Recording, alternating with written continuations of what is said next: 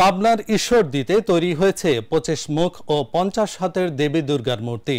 চারপাশে আলোকসজ্জা, ঢাকের বাদ্য আর মণ্ডপে মণ্ডপে সাজসজ্জায় শুরু হয়েছে শারদীয় দুর্গাপূজা। আয়োজকদের দাবি, দেশের কোথাও আগে এ ধরনের প্রতিমা তৈরি হয়নি। পাবনা থেকে ইয়াসিন আলী শেখের তথ্য ও চিত্রে ডেস্ক রিপোর্ট। পাবনার ঈশ্বরদীর পাকশী হরিজন পল্লীতে এবার সাড়া ফেলেছে এক ব্যতিক্রমী প্রতিমা। সেখানে তৈরি হয়েছে 25 মুখ ও 50 হাতের দেবী দুর্গা। দেবীর এই রণংদেহী রূপে থাকছে দুটি সিংহ, একটি অসুর ও একটি মহিষাসুর।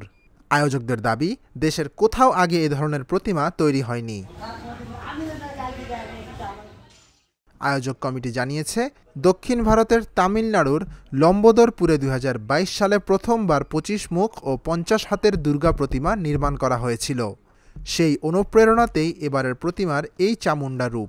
তাদের প্রত্যাশা, এবারের পূজার মূল আকর্ষণ হবে পাকশীর এই অনন্য প্রতিমা।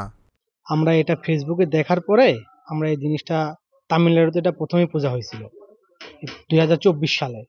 তো আমরা নেটে ঘাটাঘাটি করে এটা দেখার পরে আমাদের সভাপতি সাহেব, আমরা সবাই মিলে এই জিনিসটা সিলেক্ট করি, যা আমরা সারা বাংলাদেশে একটা অন্যরকম একটা প্রতিমা বানাবো। সারা দেশের লোকই আসছে সে দেখতে, তো আগামী থেকে তো আরো লোক আসতে পারে। আমাদের এখানে লোকের জায়গা দিতে পারি না, তো যাই হোক, আমাদের এই নিচের চালার মধ্যে, খোলামেলা চালার মধ্যে এই ছোটোখাটো জায়গায় আমরা এই পুজোটা করি। আপনাদেরকে দাওয়াত করলাম, আপনারা সবাই জানাইছেন। দর্শনার্থীরাও জানিয়েছেন, ভিন্ন আঙ্গিকে দেবীর এই প্রতিমা দেখতে তারা দূর দূরান্ত থেকে ছুটে আসছেন।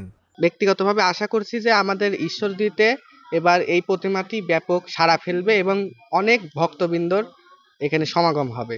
আমরা এখানে থাকি, আমাদের এখানে বিভিন্নভাবে একটা প্রতিমার আয়োজন করা হয়েছে। আমরা এরা ফেসবুক থেকে দেখে আমরা একটা উদ্যোগ নিয়েছিল বড়রা যে এবার এই প্রতিমাটাই হবে। এখন বাইরে থেকে অনেক লোকজন আসছে, নিজের কাছে অনেক আনন্দিত লাগছে। এদিকে আইন শৃঙ্খলা পরিস্থিতি স্বাভাবিক রাখতে বাড়ানো হয়েছে নিরাপত্তা ব্যবস্থা।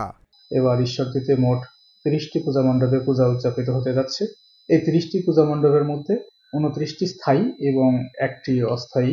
আমরা এই 30টা পূজা মণ্ডপের প্রত্যেকটিতে পর্যাপ্ত আইন শৃঙ্খলা বাহিনী মোতায়েন করব। প্রত্যেকটা মন্দিরে পুলিশ থাকবে, পুলিশের পাশাপাশি আনসার সদস্য থাকবে। এছাড়াও টহল টিম হিসেবে সেনাবাহিনী এবং র্যাবের টিম থাকবে। আবার সোশ্যাল মিডিয়া ব্যবহার করে কেউ যাতে গুজব ছড়াতে না পারে, এজন্য আমাদের পাবনা জেলা পুলিশ কর্তৃক সোশ্যাল মিডিয়া মনিটরিং সেলও গঠন করা হয়েছে। আশা করি এবারের পূজা নির্বিঘ্নে, নিঃসংকোচে, উৎসবমুখর পরিবেশে সনাতন ধর্ম অবলম্বী সদস্যরা তারা উদযাপন করতে পারবে। শক্তির দেবী দুর্গার এই ভিন্ন রূপ যেমন ভক্তদের আকর্ষণ করছে, তেমনি সনাতন ধর্মাবলম্বীরা বলছেন, এ প্রতিমা সবার মাঝে ছড়িয়ে দেবে শুভ ও কল্যাণের বার্তা। Dhaka journal, news desk.